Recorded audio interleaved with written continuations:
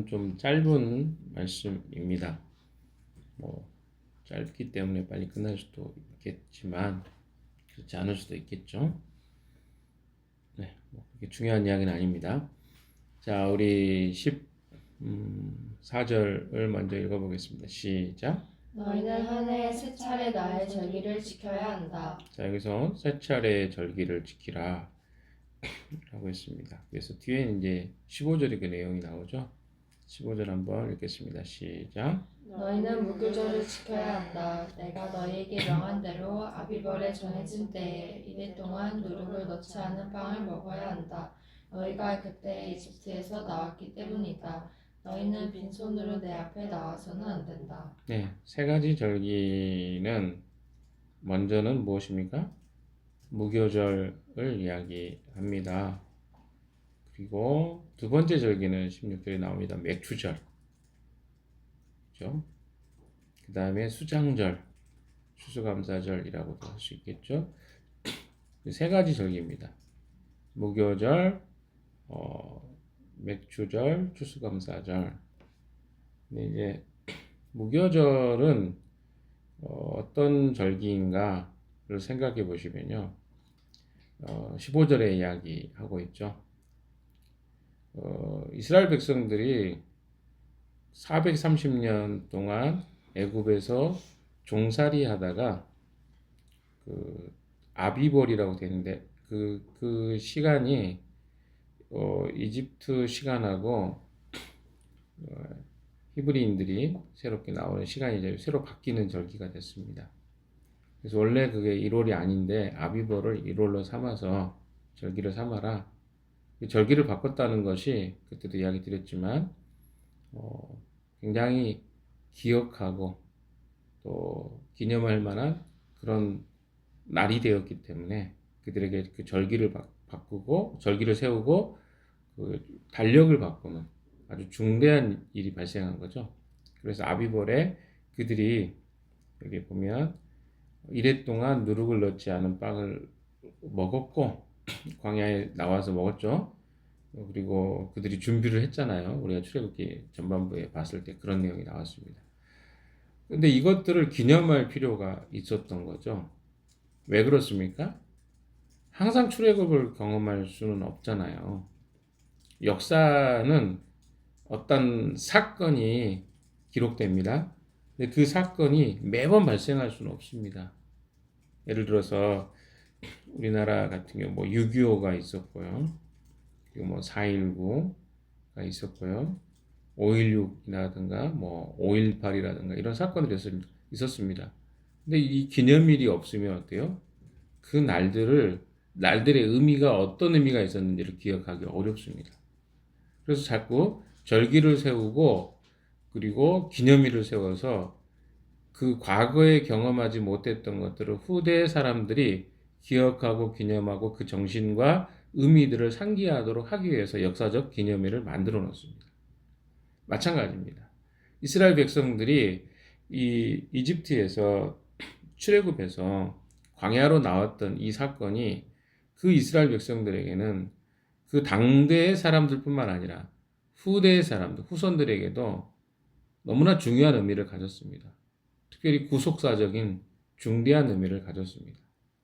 그래서 그 날과 그 절기를 기념하면서 하나님이 그 이스라엘 백성들을 구원해 주셨던 것들을 기억하고 기념하라고 이 절기를 지키게 하신 것입니다. 그래서 그들이 출애굽할 때 했던 비슷한 행동들을 하는 거죠. 일주일 동안 어떻게 하는 겁니까? 누룩을 넣지 않은 빵을 먹는 겁니다. 그러면 질문들이 나올 거 아닙니까? 자손들이. 아빠, 이 빵은 너무 이렇게 맛이 없어? 왜 여기에는 달지 않아? 혹은 뭐 이렇게 빵이 왜 이렇게 딱딱해? 나는 둥둥 등등의 이런 질문이 나오면 그 아빠가 이제 스토리를 이야기해 주겠죠. 우리 조상들이 원래는 애굽에서 400년 동안 넘게 종살이를 했었어. 그런데 하나님께서 이 애굽 땅에서 출애굽하도록 하셨어. 근데 광야에서 음식이 빨리 썩기 때문에 하나님이 이렇게 좀 맛은 없지만 이런 설탕도 안 들어간 빵을 만들어서 광야에서 사는 동안 음식을 먹을 수 있도록 하나님이 이렇게 만들어 주신 거야. 그 과거에 있었던 이야기들이 이렇게 스토리로 이렇게 이야기가 되지 않겠습니까? 그래서 이런 스토리들을 기억하고 하기 위해서 절기를 하나님이 세웁니다. 이스라엘 백성들이 세운 게 아니라 하나님이 직접 이 절기를 생각하고 기념하게 하신 것입니다. 절기는요, 이런 의미에서 필요합니다. 우리가 기억하고 기념하지 못하기 때문에. 우리 교회는 막 그렇게 엄청나게 많은 절기들을 지키지는 않습니다. 지금 사순절 기간이라고 하죠. 예수님이 예루살렘에 입성하시고 입성하기 전부터 시작해서 입성하는 과정, 이번 주가 고난주간이라고 하잖아요. 이렇게 절기를 지키지는 않습니다. 부활절을 우리가 지키지만 너무 지나치게 율법화될 것 같아서 그래 지키지 않는 것 뿐이지. 그래서 뭐 일반 교회들에서는 뭐 절기헌금도 하고 절기마다 뭐 헌금을 하는 것을 통해서 그렇게 기억하고 하는 것들을 합니다. 그러나 이제 중요한 것은 이제 제가 생각할 때는 구원의 관점이 더 중요하기 때문에 그것들을 기억하는 것은 중요하지만 구약의 모든 절기나 이런 일반 교회가 하는 절기들을 다 지킬 필요는 없다. 이런 생각이 들어서 하지 않는 것 뿐입니다. 그러나 절기는 그런 의미가 있다. 라고 여러분이 좀 생각하시면 좋을 것 같습니다. 자, 두 번째 절기가 16절이 나오죠. 16절 같이 읽어봅시다. 시작. 너희는 너희가 애써서 밭에 셋주로 곡식의 첫 열매로 맥주제를 지켜야 한다. 또한 너희는 밭에서 예수 가꾼 것을 거두어 드리는 한 해의 끝 무렵 수장절을 지켜야 한다. 여기는 이제 뭡니까? 두 가지 절기가 나오죠. 하나는 맥주절, 하나는 수장절입니다. 근데 이제 아까 우리가 무교절에 제가 빼먹은 것이 하나가 있는데 겨울에 심은 보리가 맨 처음 수확하는 절기가 무교절입니다. 그러니까 보리를 겨울에 심으면 언제 수확을 한다고요? 예, 봄에 수확을 하는데 그 제일 먼저 첫 수확이죠. 그러니까 첫 수확을 했다는 건 뭐예요? 이제 시작한 거예요, 수확은. 날씨와 이것에 따라서 지역마다 다 다르기 때문에 우리나라도 그렇지 않습니까? 그 벼를 심는 기간이 다 다릅니다. 추수하는 기간도 달라요. 근데 그 처음의 절기가 무교절이라고 한다면 맥추절은 말 그대로 그 겨울에 뿌렸던 뭡니까? 그런 보리들이 다 수확을 거두는 시기죠. 그리고 또한 가을에는 모든 열매들을 수확하는 절기입니다. 그래서 두 가지 절기를 지금 지칭하는데요.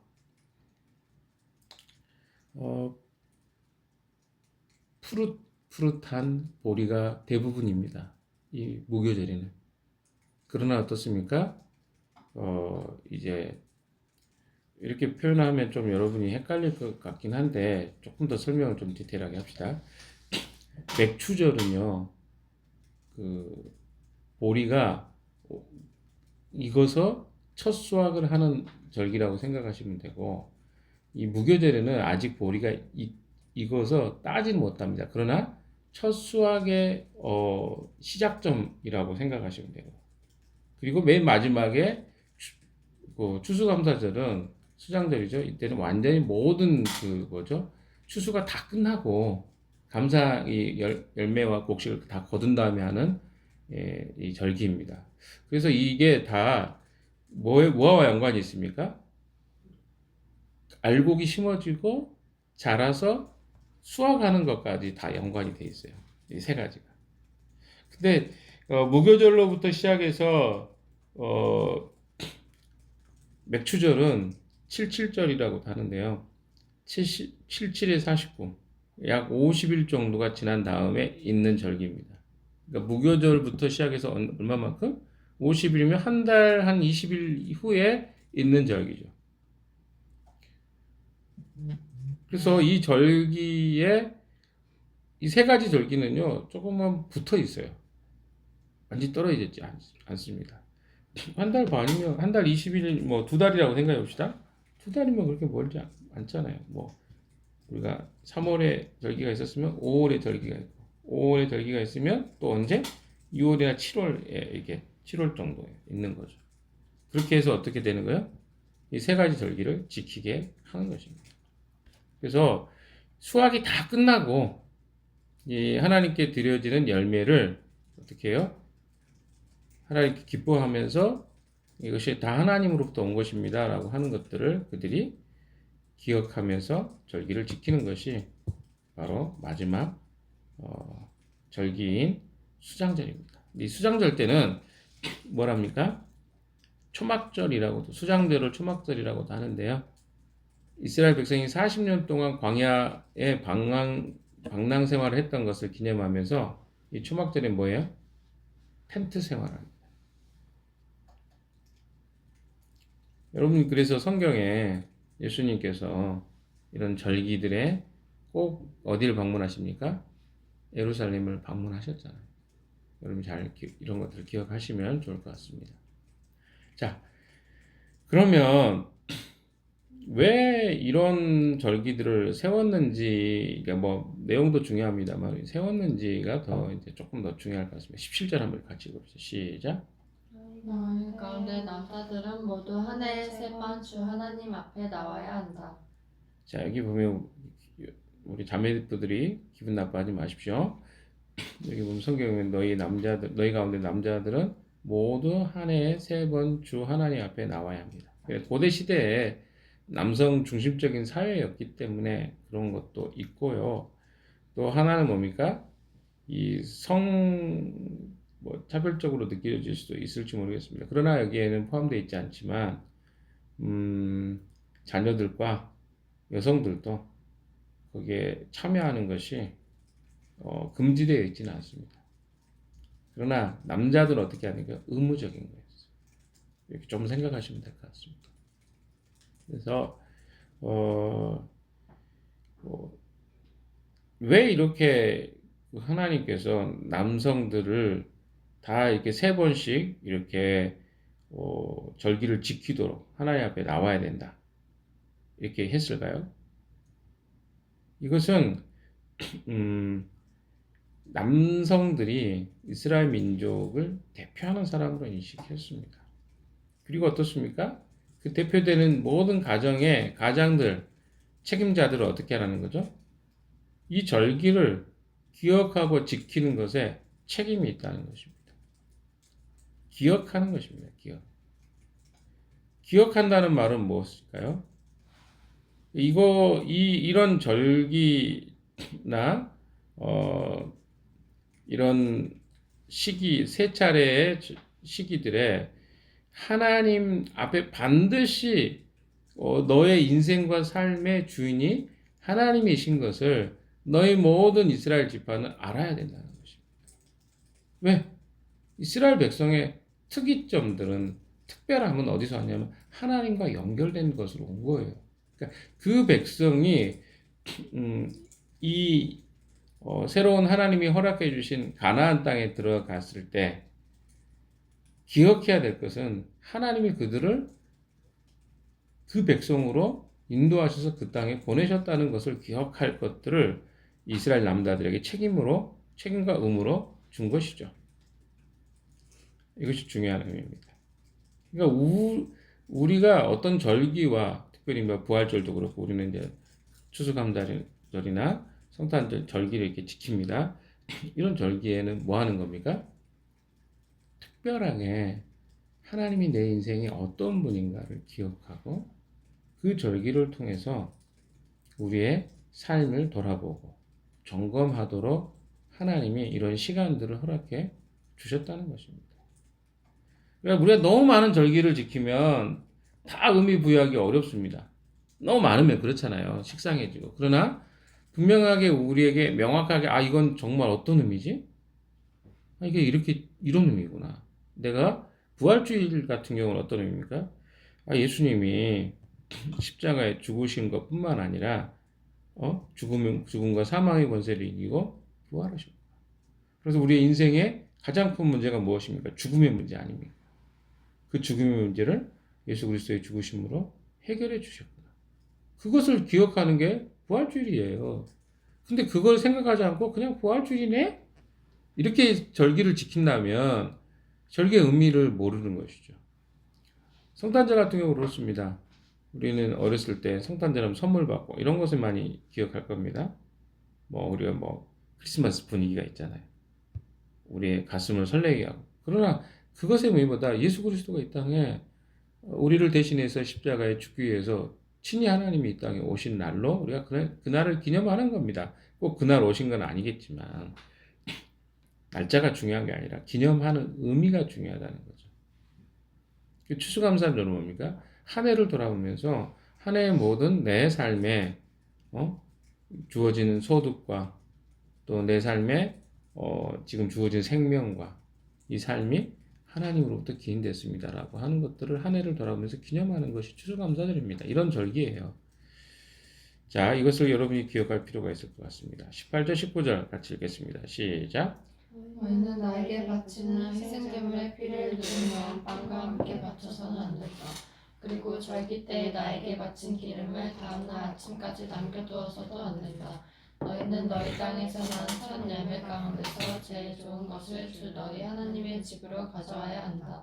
너희는 새끼 염소를 그 어미의 젖으로 삶아서는 안 된다. 자, 여기서 보면 희생제물의 피를 누룩 넣은 빵과 함께 바쳐서는 안 된다. 그리고 절기 때 나에게 바친 기름을 다음날 아침까지 남겨둬서 안 된다. 이게 좀 어려운 말씀이죠. 이게 무슨 말인가? 먼저 좀 생각해 봐야 될 것은 6월절 제물에 대한 규정인데요. 희생의 피라는 것은 6월절 어린 양의 피를 이야기합니다. 우리가 보통 이제 이런 6월절 어린 양의 피를 예수 그리스도의 피와 보혈로 상징하죠. 한편에 또 누룩은 어떻습니까? 종종 죄와 악을 상징하죠. 악이 번져가는 것. 그러니까 어떤 의미겠습니까? 이걸 같이 연결해 보면 거룩한 것과 부정한 것을 함께 드리지 말라는 뜻으로 이해가 될 수 있겠습니다.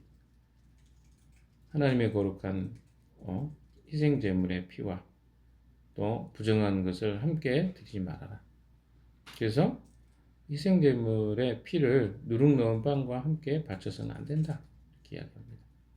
그러나 어떤 제물에서는 조금 다른 의미로도 해석되기 때문에 제가 정확하게 오늘날의 의미에서 이게 어떤 의미다 라고 단정 지을 수는 없을 것 같습니다. 그러나 또 이제 뒤에 보시면 이런 의미도 있죠. 절기 때 나에게 바친 기름을 다음날 아침까지 남겨둬서도 안 된다. 희생의 기름을 아침까지 남겨두지 말라는 것이죠. 아까도 이야기했지만 희생의 기름이라는 것은 희생의 피도 그렇고 어린 양을 구워서 하나님께 제물로 바칠 때 거기서 흘러나오는 기름을 이야기합니다. 어린 양을 제물로 바치는데 거기서 흘러나오는 기름입니다. 이 같은 그 기름을 아침까지 남겨두지 못하도록 하는 이유는 뭡니까? 하나님께 드려진 것을 가볍게 취급하지 않게 하기 위해서입니다. 다시 말해서 희생 제물의 기름을 너무 오랫동안 일정 시간 이상 보관하지 않도록 이렇게 이 표현은 뭐냐면 좀 이렇게까지 설명을 해야 되나 하겠지만 이렇게 생각해 보면 피조물들에게 부여해 주신 하나님의 생명을 이제 피나 기름이라고 이야기할 수 있겠죠. 이것은 하나님께만 드리기 위한 특별한 것이라는 거예요. 그래서 이런 것들을 잘 관리하고 또 아침까지 남겨둘 경우는 기름이 엉키거나 더러워지는 현상이 발생합니다. 그래서 이런 걸 잘 하나님께 드려지는 것에 대한, 그러니까 드려진다는 건 뭡니까? 관리하지 않고 내가 그것을 소홀히 여기면 그것들이 의미 없는 것이 되는 거죠. 그러니까 우리가 하나님 앞에 헌금을 하든 우리 삶을 드리든 우리가 깊은 헌신의 의미와 이런 것들을 생각하지 않고 드린다면 그것은 형식이 되고 의미 없는 것이 되는 거죠. 마찬가지로 이스라엘 백성들도 이런 세세한 어떤 하나님 앞에 드려지는 뭐 기름이라든가 피라든가 누룩이라든가 이런 것들을 가벼이 여기고 그냥 형식만 취하는 나중에 그렇게 갑니다. 그래서 이런 것들을 미리 하나님이 그 뭡니까? 이런 규례들을 통해서 정해 주신 거 이런 거 이렇게 해라. 왜? 그것이 사소한 것 같은데 하나님 편에서 굉장히 중요하다. 왜? 우리가 그 예배와 하나님께 드려지는 희생 제물에 대한 마음을 담아서 드리는 것이 이런 관리하지 않는 것을 통해서 드러나기 때문에 그렇습니다. 그래서 하나님은 이런 희생 제물 하나 드리는 것에 대해서도 네 마음을 담아서 드려라. 우리가 뭐 이번에 그 부활절 같은 경우도 헌금 하기로 했잖아요. 특별히 이제 산불 피해 입었던 분들에게 좀 돕는 일을 하려고 하는데 여러분 어떤 생각하십니까? 이런 거 할 때요. 여러분 미리 마음으로 생각을 하세요. 내가 내 삶에 그분들하고 연결고리가 없을 수도 있습니다. 그러나 하나님 허락해 주신 것으로 이웃과 나라의 또 같은 민족과 또 사람들 어려움을 겪는 사람들을 돕는 것은요 연결되어 있는 것들입니다. 내 자신뿐만 아니라 또 우리 공동체와 또 조금 더 확산하면 우리 민족의 어려움을 당하는 사람들까지 확산된 하나님의 우리가 하나님에 대한 헌신과 사랑이 그렇게 표현될 수 있는 것이죠. 근데 이런 거 없이 그냥 하나님과 해야 되겠다라고 하면 그 별로 하나님 기뻐하지 않는 그냥 돈만 하는 것은요 그렇게 큰 의미가 없어요. 그러니까 항상 우리는 어떤 행위를 하거나 일들을 행할 때 무엇을 돌아봐야 돼요? 우리의 근본적 동기를 늘 점검하는 거예요. 그렇지 않으면 종교화 될 수밖에 없습니다. 자, 뒤에 보시면요. 19절 같이 봅시다. 시작. 너희는 너희 땅에서 난 첫 열매 가운데서 제일 좋은 것을 주 너희 하나님 집으로 가져와야 한다. 너희는 새끼 염소를 그 어미 젖으로 삶아서는 안 된다. 흥미로운 게 맨 마지막 부분이 나오고요. 그 전에 먼저 생각해 봅시다. 너희 땅에서 난 첫 열매 가운데 제일 좋은 것을 주 너희 하나님께 집으로 가져와 하나님의 집으로 가져와. 여기 이런 말들이 우리에게는 좀 이제 그 고지고대로 해석이 되면 안 됩니다. 어떤 오해를 하냐? 하나님 너무 이기적이다. 응? 뭐 좋은 건 다 하나님 거야? 뭐 이렇게 생각하는 사람이 있어요. 굉장히 이건 단세포적입니다. 그렇게 생각하시면 하나님은요. 생각해 보세요. 하나님 뭐 먹으세요? 첫 열매를 가져오면 하나님 아우 맛있다. 그러니까 이게 우리가 기본적으로 생각하는 방식이에요. 근데 그게 아니란 말이에요.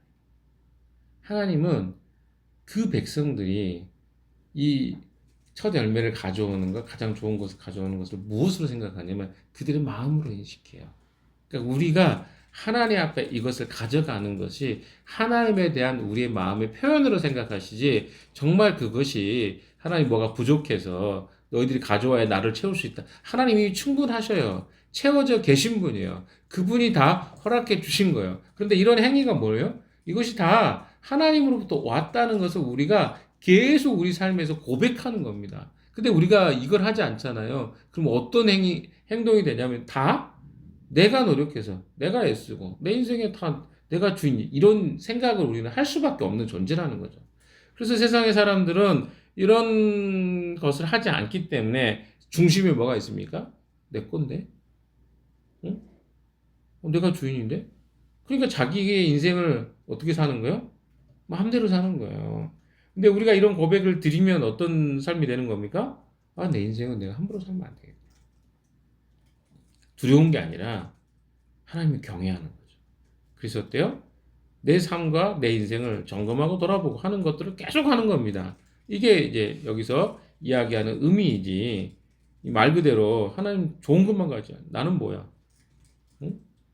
이렇게 생각하지 말라는 것이죠. 두 번째, 너희는 새끼 염소를 그 어미의 젖으로 삶아서는 안 된다. 이 말이 조금 무슨 말이? 그러니까 새끼를 어미와 새끼를 동일에 잡지 말라는 명령도 레위기에 있습니다. 그리고 신명기 22장 6절에는 어미새와 새끼를 아울러 취하지 말고라는 명령도 있습니다. 율법의 내용입니다. 여기에는 근데 새끼 염소를 그 염소의 젖으로 삶다는 말이 뭡니까? 물을 넣고 삶는 거예요. 그러니까 예를 들어서 그 새끼 염소를 잡았어요. 그럼 얘를 삶아야 되잖아요. 근데 뭘로 삶지 말아라? 엄마의 그 젖이 나올 거 아닙니까? 염소에게. 근데 그 젖으로 삶은 것은 이것은 안 된다는 거야. 왜 안 된다고 했을까, 그러면? 그래서 이방 사람, 그 당시에 이방 사람들은 이런 일을 행했습니다. 어떤 일입니까? 그러니까 음식을 더 맛있게 먹는다는 이유로 그 어미의 젖으로 어떻게 하는 거야? 새끼 염소를 삶는 거예요. 이건 굉장히 어때요? 창조 질서 어긋내는 겁니다. 얼마나 비극적입니까? 엄마의 젖으로 새끼 염소를 삶는다. 그 생명을 가볍게 취급하는 거예요.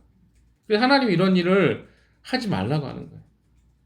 동물이라 그래도 천륜이 있는 거예요. 그러니까 그런 어떤 엄마의 젖으로 그 새끼 염소를 삶는 어떤 뭔가 우리 인간으로 따지면 굉장히 폐륜 같은 이런 행동하지 말아야 동물이라도 그 새끼와 어미의 생명을 소중하게 여기라.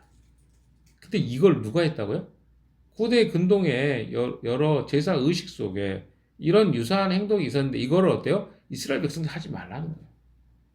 왜? 어떻게 엄마의 젖으로 그 낳은 새끼나 염소나 양의 양을 삶도록 하냐? 이건 말이 안 된다.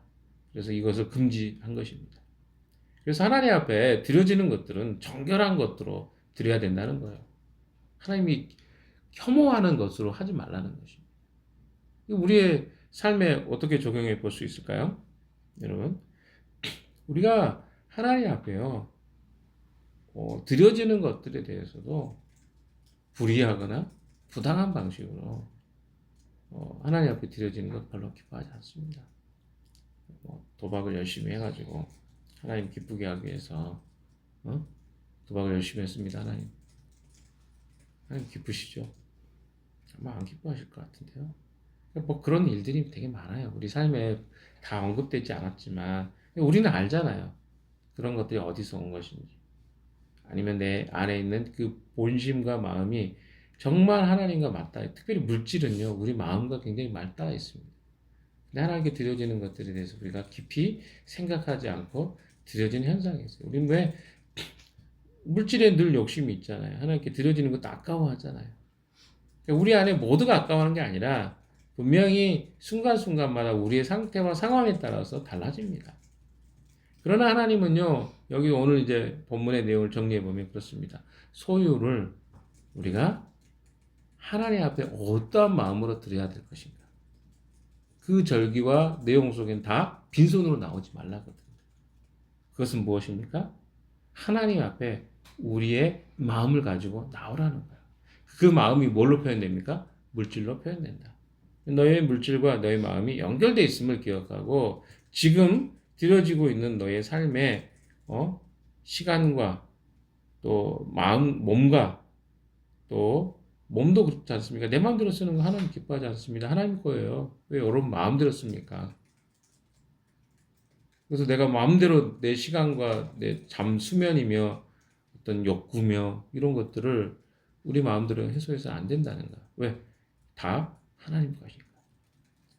특별히 물질은 하나님의 굉장히 중요하게 바라보시고 왜? 마음과 깊이 연결되어 있기 때문에. 이 부분을 오늘 말씀으로 우리에게 해주신다고 저는 생각합니다. 사랑하는 여러분, 오늘 말씀을 통해서 하나님이 주신 이 메시지 기억하시고요. 우리에게 주신 것들 하나님께 드릴 때 잘 점검하고 마음을 살피는 여러분 되시기를 바랍니다. 기도하겠습니다.